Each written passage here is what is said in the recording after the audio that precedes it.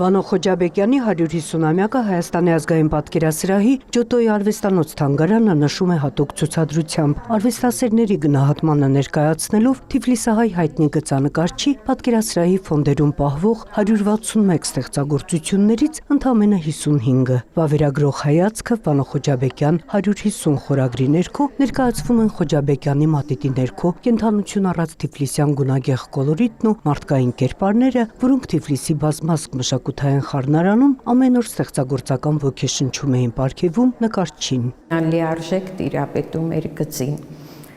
եւ իր հոգու սրտի զգացմունքները, իր վավերագրող հայացքը ուներ սուր դիտողականություն, լավ հիշողություն տեսողական եւ նա միայն գծի միջոցով այդ ամենը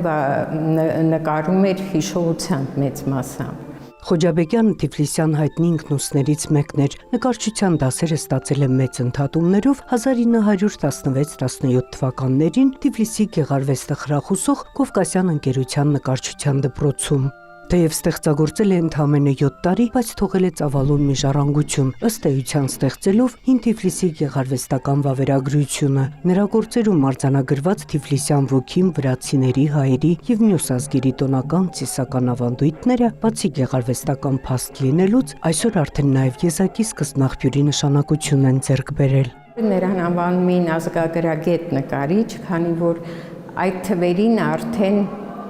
նա նկարում էր նույնիսկ հիշողությամբ բոլոր այն Թիֆլիսում ապրող այդ ժամանակ բազմազգ ժողովուրդների արդեն մեռնող եւ անհետացող սովորույթներն ու ծեսերը։ Եվ այդ իմաստով մշակութաբանները եւ ազգագրագետները շատ են ուսումնասիրել նրա աշխատանքները եւ մեծ ծառայություն է մատուցել նրանց։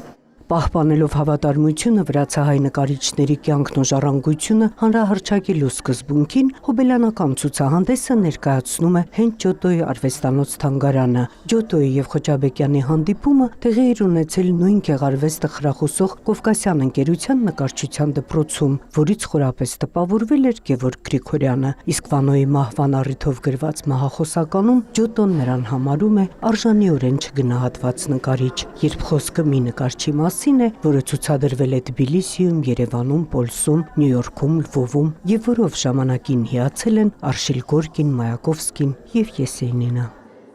Նոնե Ալեքսանյան, Էդգար Դավթյան, լուրեր։